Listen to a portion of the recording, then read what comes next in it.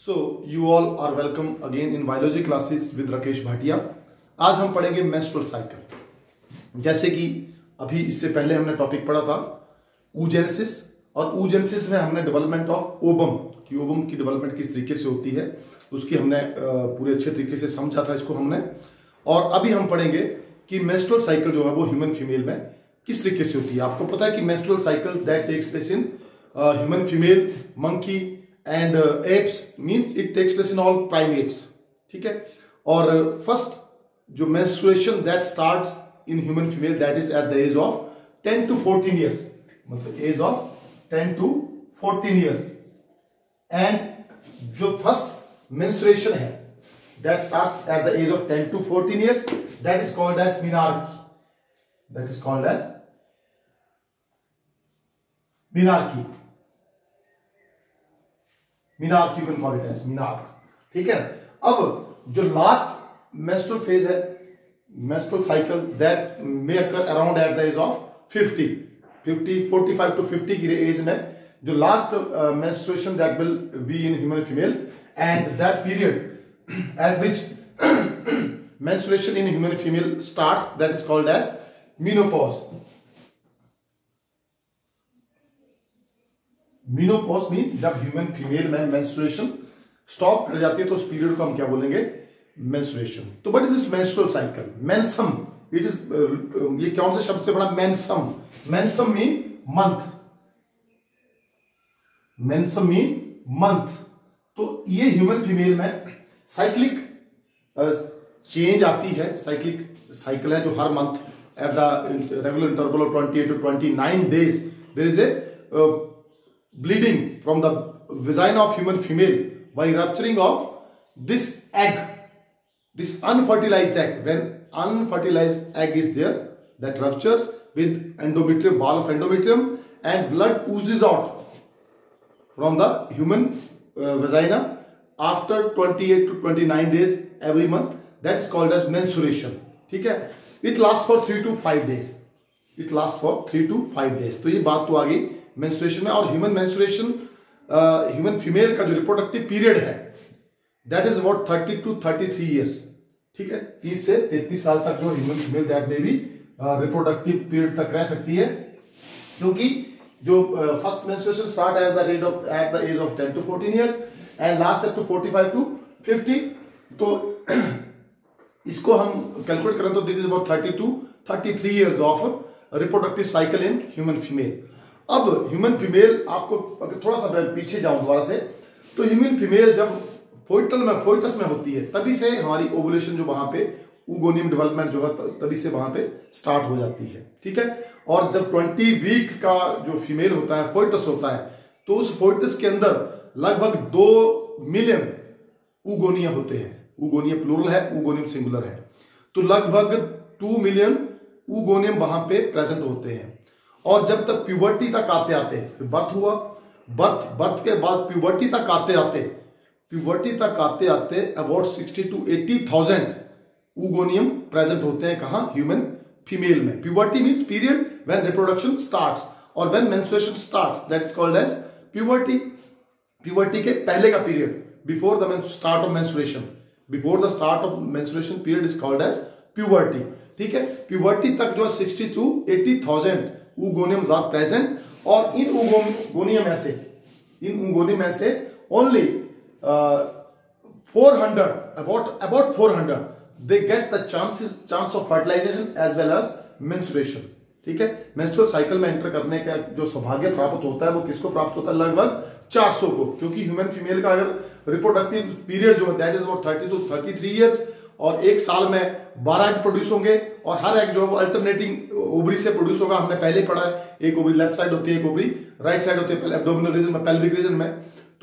तो हर महीने जब एक प्रोड्यूस होगा तो 30 सालों में कितने प्रोड्यूस होंगे? दैट इज 360 and 400 के आसपास। तो 50 और 60 हजार में से एक जो you can call it as cell है, दैट इज जर्म सेल हम कह सकते हैं उसको, ओवरी के अंदर, वो क्या करेगा? एग बनाने की रिस्पॉन्सिबिलिटी लेगा। ठीक है ना। और एग बनाने की रिस्पॉन्सिबिलिटी लेने के लिए वो क्या, वो that will be under the control of under the control of the hormones, और वो कौन से हार्मोन के कंट्रोल में होगा, ये फॉलिकुलर फेज। तो हम बात करेंगे पहले कि फॉलिकुलर फेज क्या है। Follicular phase this will be under the control of hypothalamus, under the control of hypothalamus. Hypothalamus एक हार्मोन रिलीज करेगा जिसको हम कहते हैं GnRH, that is gonadotrophin releasing hormone. This hormone is called as GnRH, that is gonadotrophin hormone. Gonado as the gonado means gonads. ये hormone कहां पे act करे, गोनेड्स की ओर। तो गोनेड्स क्या है, टेस्टिस एंड ओवरीज, ठीक है। तो वहां से ये हार्मोन पिट्यूटरी ग्लैंड को मैसेज करेगा, पिट्यूटरी ग्लैंड को स्टिमुलेट करेगा, एक्टिवेट करेगा टू प्रोड्यूस, एंटीरियर पिट्यूटरी को एक्टिवेट करेगा टू प्रोड्यूस हार्मोन। दो हार्मोन करेगा produce, that is one is FSH and second is LH। FSH is called as follicle stimulating hormone और LH is called as luteinizing hormone. ये दोनों hormone हमने spermatogenesis के दौरान भी पढ़े थे। तो स्पर्मेटोजेनेसिस में जो स्पर्म फॉर्मेशन में हेल्प करेगा that hormone is luteinizing hormone. और FSH का काम क्या था वहां पे, जब वहां पे स्पर्म बन गया तो this FSH which was secreted by the Sertoli cells, which are the help cells or which are the nutritive cells which were present in you can call it a testis, ठीक है, seminal ferrous tubules of testis वहां पे present थे। तो उसका जो head की maturation में हेल्प करेगा ये कौन सा hormone, that is FSH for the maturation of the head of the sperm, मतलब you can call sperm maturation में हेल्प करेगा ये हार्मोन।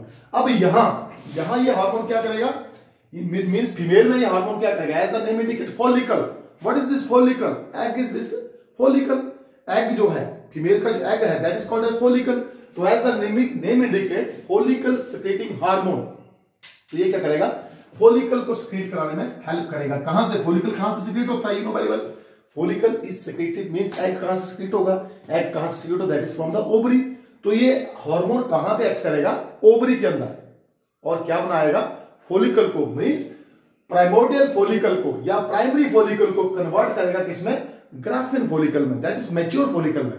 प्राइमरी फॉलिकल को किसमें कन्वर्ट करेगा, ये मैच्योर फॉलिकल में, क्योंकि ये सारा प्रोसेस किसके अंदर होगा, ओवरी के अंदर होगा। तो कैसे होगा, जैसे ये FSH this is follicle stimulating hormone, ये फॉलिकल को स्टिमुलेट करेगा, ठीक है। और दिस इज ओवरी।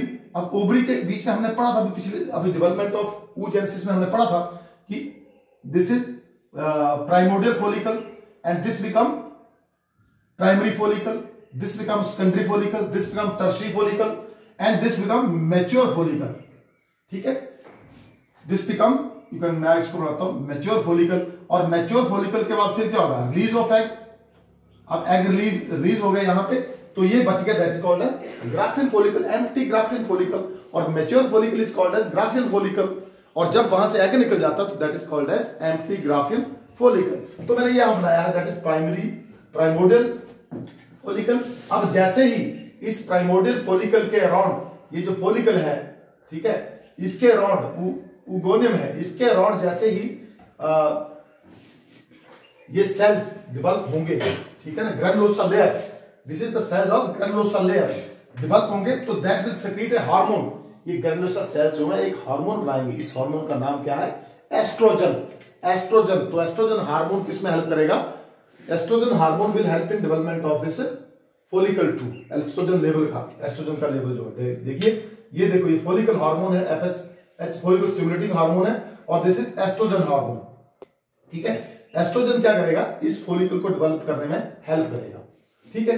अब जैसे जैसे ये फॉलिकल स्टिमुलेटिंग हार्मोन का लेवल बढ़ता जा रहा है, ठीक है, यहां एकदम से एब्रप्टली बढ़ जाएगा, बढ़ेगा मतलब जब इसका लेवल बढ़ गया means this egg is ready, now this egg is ready for exit from empty graphene follicle. Empty graphene follicle से बाहर निकलने के लिए एग जो है तैयार है, और इस एग को बाहर निकालने के लिए किसका रोल है, LH का। LH that is luteinizing hormone, मतलब लूट डालो मीन हिंदी में ल्यूटिनाइजिंग, लूटो मतलब बाहर निकाल दो। तो इससे ग्राफिन फॉलिकल जो है वो क्या इससे एग जो है वो बाहर निकल आएगा, ठीक है। तो ये स्टेजेस की डेवलपमेंट की है, क्या प्राइमरी फॉलिकल है, फिर प्राइमरी से सेकेंडरी फॉलिकल बना, प्राइमरी फॉलिकल ही अभी सेकेंडरी फॉलिकल बना, सेकेंडरी फॉलिकल की फीचर क्या है कि वहां पर एक कैविटी अपीयर होगी जिसको हम बोलेंगे एंट्रम, और फिर ये एंट्रम बड़ा हो गया, ठीक है, और ये क्या बन गया टर्शियरी फॉलिकल, और टर्शियरी फॉलिकल के अंदर जो न्यूक्लियस, ये हमारा एग है, egg that is egg is in secondary oocyte stage, egg is in secondary oocyte stage, ठीक है, क्योंकि हमने पहले पढ़ा कि एक बार एग जो रेस्ट कहां करता है, प्राइमरी oocyte रेस्ट करेगा प्रोफेज 1 ऑफ म्योसिस 1 की भी जो स्टेज है लैक्टोटीन में, और उसके बाद सेकेंडरी फॉलिकल कहां, सेकेंडरी फॉलिकल में जो सेकेंडरी oocyte को कहां रेस्ट करेगा, मेटाफेज 2 ऑफ म्योसिस 2 में। तो ये याद रखने वाली बात है कि मेटाफेज 2 ऑफ म्योसिस 2 में ये रेस्ट कर जाएगा, ठीक है। अभी ये कौन सी स्टेज में है, सेकेंडरी oocyte, इसमें अभी मेटाफेज 2 ऑफ म्योसिस 2 होनी है, ठीक है। अब क्या होगा कि अंडर द इन्फ्लुएंस जैसे जैसे ये एकदम लेवल एफएसएस का बढ़ जाएगा और यहां पर लेवल जो है वो एस्ट्रोजन का बढ़ जाएगा, ठीक है, क्योंकि जैसे जैसे ये ग्राफिन फॉलिक इसका जो you can call it as granulosa layer they will secrete hormone, ये एस्ट्रोजन हार्मोन कहां से सिक्रेट होगा, ओवरी की जो लेयर है, ग्रैनुलोसा सेल्स की जो लेयर है, जैसे जैसे ग्रैनुलोसा सेल्स की लेयर बढ़ती जाएगी वैसे वैसे एस्ट्रोजन का लेवल भी बढ़ता जाएगा, ठीक है।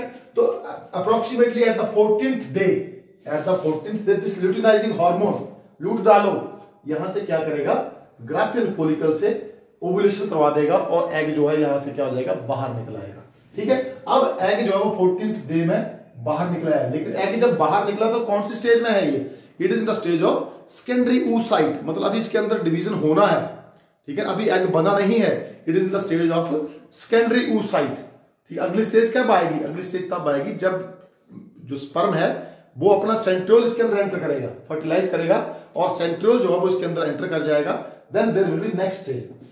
लेकिन उसके बाद में पढ़ने, उसके बारे में पढ़ने से पहले now this ovulation takes place here at the 14th day of menstrual cycle, ovulation हो गई, यहां पे एग बन गया, एग जो है वो ओवरी से बाहर आ रहा है, अब किसके द्वारा, ओविडक्ट के द्वारा, और कहां आना है इसको आना है यूट्रस के ऊपर। अब इसके साथ साथ यूट्रस में भी चेंजेस आ रही है, यूट्रस में भी चेंजेस आ रही है, यूट्रस की जो एंडोमेट्रियम है, एंडोमेट्रियम ऑफ यूट्रस, उसकी जो वॉल है वहां पे चेंजेस आती आ रहे हैं, वो क्या होती है, जैसे देखिए वो यहाँ पे ये मेंस्ट्रुअल पीरियड है, यहाँ पे मेंस्ट्रुएशन है, अब वो बाल धीरे धीरे धीरे धीरे धीरे थिक होती जा रही है, ठीक है ना, धीरे धीरे ये बाल कैसे होती है, थिक, 14th डे तक धीरे धीरे बाल under the influence of this hormones ये बाल जो है वो थिक होती है, ठीक है। अब यहाँ पे एग प्रोड्यूस हो गया और साथ साथ में प्रोजेस्ट, अब साथ साथ क्या हुआ, ये जो एग प्रोड्यूस होने के बाद जो एम्प्टी ये ग्राफिन फॉलिकल जो इसका बेस्ट बच गया, ये जो बेस्ट बच गया मैच्योर ग्राफिन फॉलिकल का, उसको हम क्या बोलेंगे, एम्प्टी ग्राफिन फॉलिकल, क्या बोलेंगे इसको हम, empty graphene follicle. Empty graphene follicle जो है वो ये रह गया, यहाँ पे इसका रेजिड्यू ये रह गया, ये क्या है, इसको हम empty graphene follicle is also called as corpus luteum, empty graphene follicle को हम क्या बोलेंगे, कॉर्पस ल्यूटियम।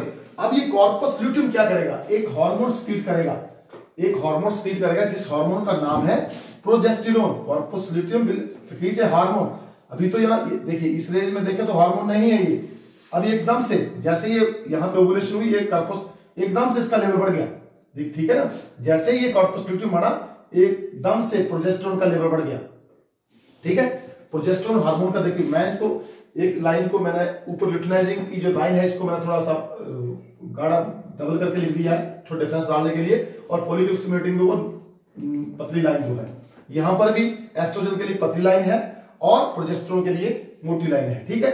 अब progesterone that is implantation hormone, progesterone का काम क्या है, इंप्लांटेशन हार्मोन है, और इंप्लांटेशन कहां पे होती है, एंडोमेट्रियम ऑफ यूट्राइन पे, मींस प्रोजेस्टेरोन हार्मोन जो है वो क्या कर रहा है, एंडोमेट्रियम ऑफ यूट्राइन वॉल, मतलब uterine wall that is called endometrium, उसको प्रिपेयर कर रहा है इंप्लांटेशन के लिए। मींस कि बॉडी के अंदर ह्यूमन फीमेल में लगातार प्रोसेस चल रहा है, एक प्रोसेस चल रहा है ओवरी के अंदर और एक प्रोसेस चल रहा है यूट्रस के अंदर, ठीक है। ओवरी के अंदर भी प्रोसेस चल रहा है और यूट्रस के अंदर भी प्रोसेस चल रहा है, मतलब देखो यहां पर क्या हो रहा है, यूट्राइन बाल थिक होती जा रही है, ठीक है ना, यहां पर यूट्राइन बाल जो है थिक होती जा रही है, ठीक है।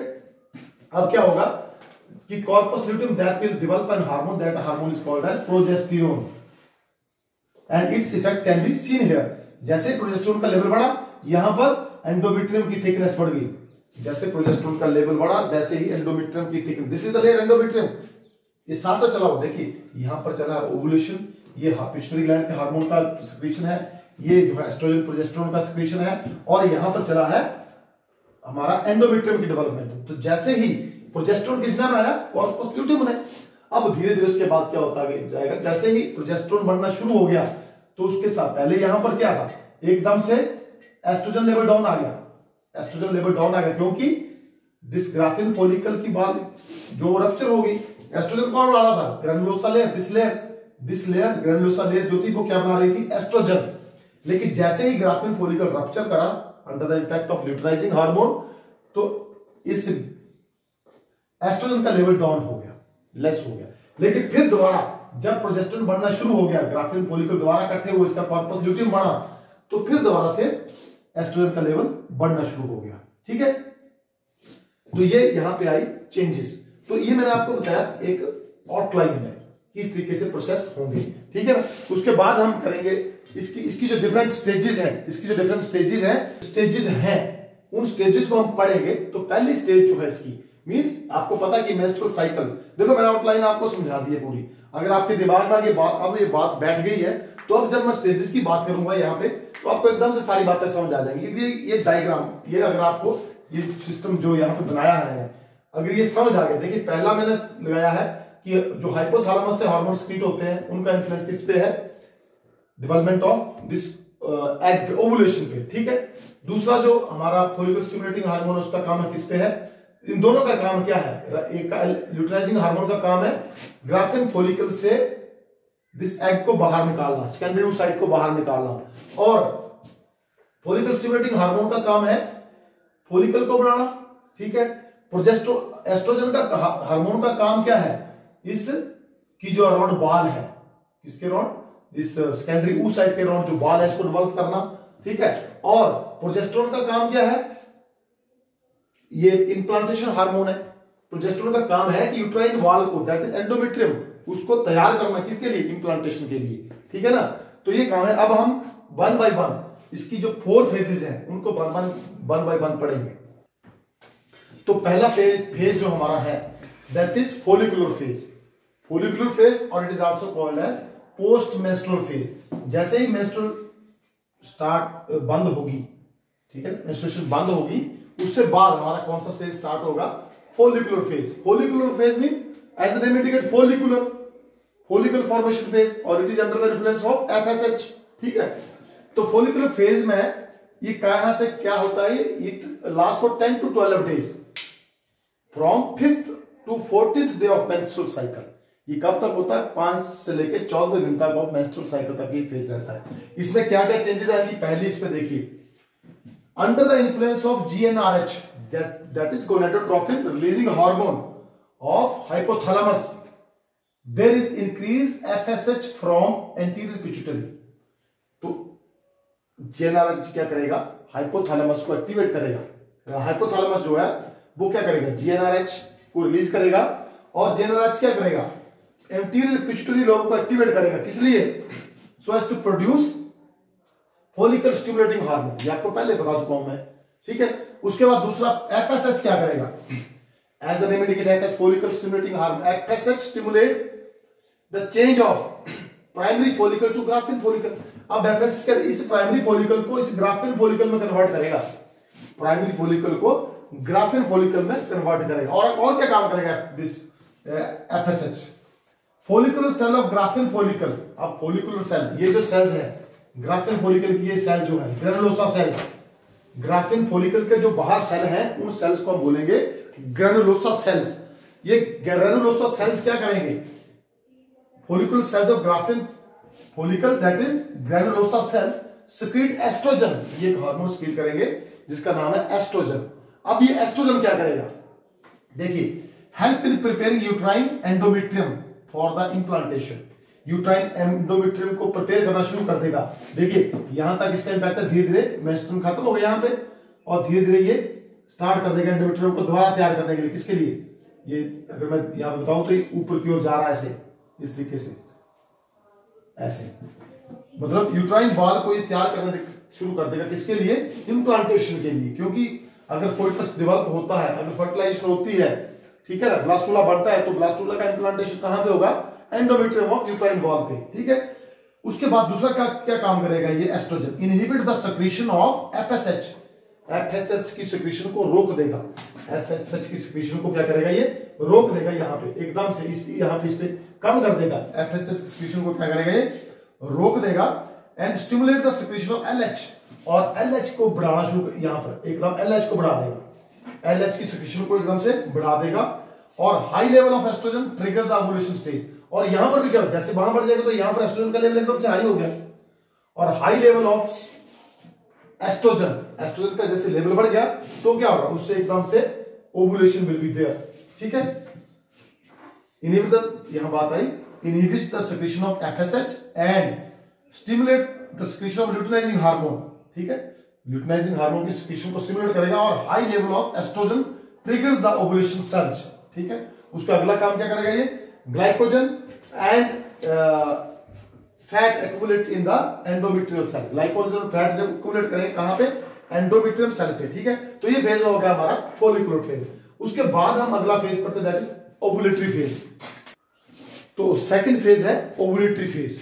देखिए मैं इसको पहले मैं आपको समझा चुका हूं अच्छे तरीके से, अब आपको समझ आ चुका होगा। मैं इसको लिख के बताता हूं, अगर कोई डाउट है तो यहां से क्लियर हो जाएगा आपको। ओवुलेटरी फेज में क्या है? It occurs midway between two menstrual cycles, मतलब मिडवे मींस 14th डे के आसपास होगा, दो मेंस्ट्रुअल साइकिल के बीच में होगा। It occurs midway between two menstrual cycles, that is on the 14th day of the onset of menstrual cycle. अब इस फेज में क्या क्या होगा? During this phase ovum is received by the fimbria of the fallopian tube. Ovum, अब देखिए ovulation यहां पे हो चुकी है ना, एपेक्स फॉलिकल से ओवम निकल चुका है। अब जो क्या होगा कि ovum is received by the fimbria of fallopian tube, fimbria पकड़ लेंगे इसको, क्योंकि अब इसमें अगर आप देखेंगे तो हर अगर फीमेल रिप्रोडक्टिव सिस्टम पहले उसका कंसर्न है, ऊगोनिया जेनेसिस का कंसर्न है यहाँ पे। अगर आपको पहले सबसे पहले आपको फीमेल रिप्रोडक्टिव आना चाहिए, सिस्टम आना चाहिए, उसके बाद आपको ऊजेनेसिस आना चाहिए, और फिर उसके बाद आपको आना चाहिए इसका मेंस्ट्रुअल साइकिल। पढ़ेंगे तभी आपको समझ आएगा। अब इसमें क्या होता है कि during this phase ovum is received by the embryo of fallopian tube, ठीक है, फिम्ब्रिया। उसके बाद क्या होगा? Ovulation is controlled by the increase level of luteinizing hormone, ovulation is controlled by the increase level of luteinizing hormone in blood called luteinizing hormone surge. अब मैंने पहले बताया कि जैसे ही ब्लड में ल्यूटिनाइजिंग हार्मोन का लेवल बढ़ेगा, एकदम से ल्यूटिनाइजिंग, लूट डालो मतलब मतलब एग को बाहर निकाल दो सेकेंडरी oocyte स्टेज में, ल्यूटिनाइजिंग लूट डालो, ठीक है। तो इसमें वहां से क्या हो जाएगा? This is called luteinizing hormone surge. उसके बाद है egg is in secondary oocyte stage. Egg कौन सी स्टेज में है अभी? सेकेंडरी oocyte स्टेज में, क्योंकि इसके पास अपना सेंट्रियोल नहीं है। जब इसके पास स्पर्म का सेंट्रियोल जाएगा तभी ये आगे फर्टिलाइजेशन के लिए तैयार होगा, ठीक है ना। तो एग कौन सी स्टेज में अभी? सेकेंडरी oocyte स्टेज में है at the time of this surge. उसके बाद क्या होता है? LH also converts empty graphene follicle into corpus luteum.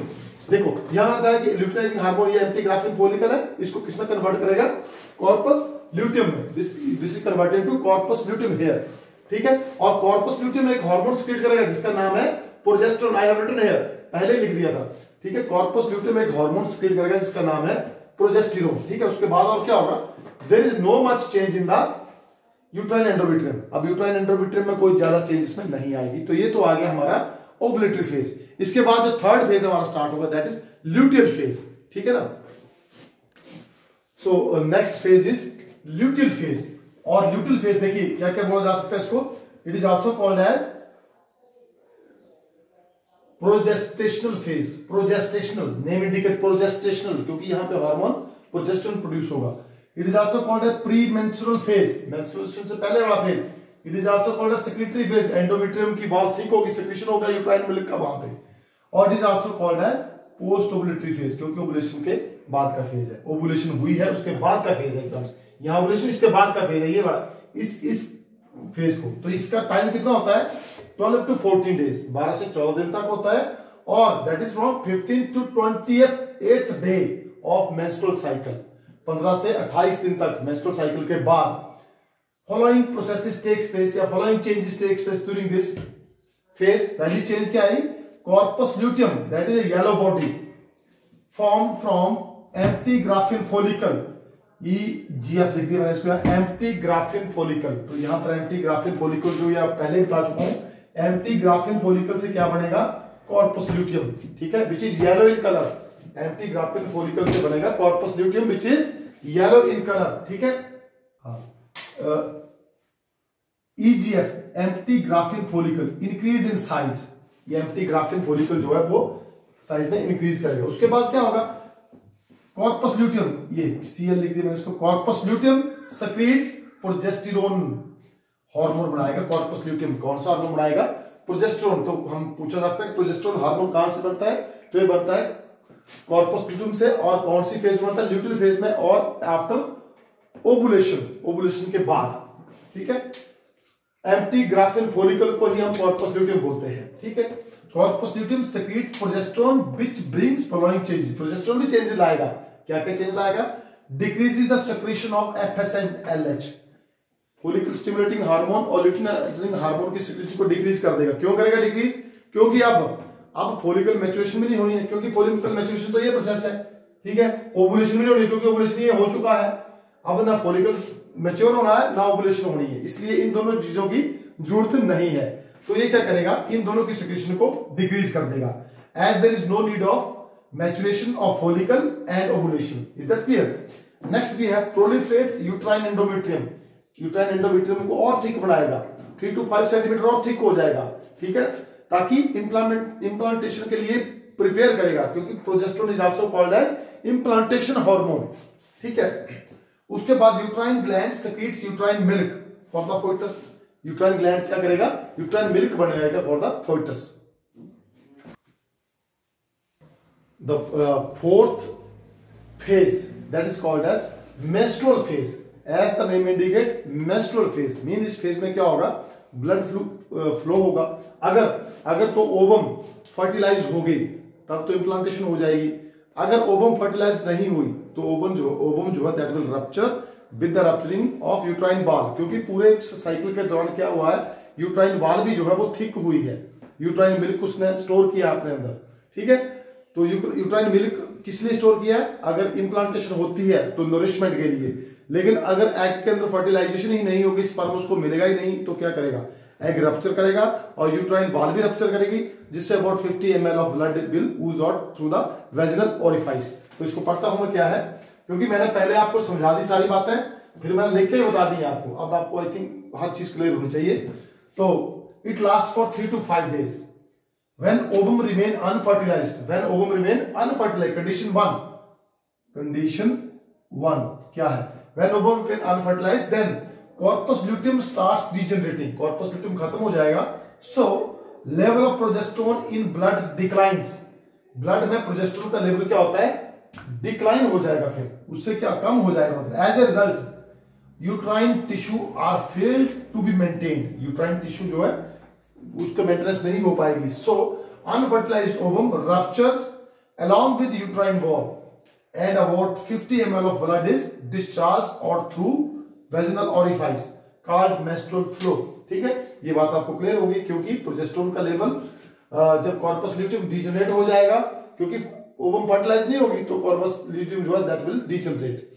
अब सेकंड केस में आता है, second case condition second, if fertilization occurs, अगर फर्टिलाइजेशन होती है तो क्या होता है, then zygote is form and blastula, zygote से क्या बनेगा, ब्लास्टुला बनेगा, विच अंडरगो इम्प्लांटेशन, इम्प्लांटेशन कहां होगी, यूट्राइन वॉल में होगी, ब्लास्टुला की फॉर्म में, and a chorionic placenta is formed, और एक प्लेसेंटा बन जाएगा। प्लेसेंटा क्या होता है, intimate connection between foetal and maternal tissue, placenta is form between foetal and maternal tissue, ठीक है। Placenta secretes HCG, that is human chorionic gonadotrophin, human chorionic gonadotrophin which maintain corpus luteum and progesterone। अब ये progesterone और corpus luteum जो maintain हो जाएगा, किससे होगा मेंटेन, HCG से, एक हार्मोन इसका नाम है HCG, that is human chorionic gonadotrophin. Progesterone secretions, ये इसकी सेक्रेशन अब चलती है, ऊपर तो सेक्रेशन बंद हो गई क्योंकि फर्टिलाइज नहीं हुई थी, लेकिन यहाँ प्रोजेस्टेरोन और कॉर्पस ल्यूटियम जो अपना काम करता रहेगा। High level of oestrogen and progesterone prevents ovulation and favours pregnancy during gestation period. तो अगर ब्लड में हाई लेवल ऑफ प्रोजेस्टेरोन और एस्ट्रोजन है तो इससे क्या होगा, प्रेगनेंसी होगी, और प्रेगनेंसी के दौरान ओवुलेशन दैट इज सप्रेस्ड, ठीक है। तो the period of pregnancy that is called as gestation period about 280 days in human female. So this is all about this menstrual cycle. I think all the concepts has been cleared, very much clear. Okay, that's all.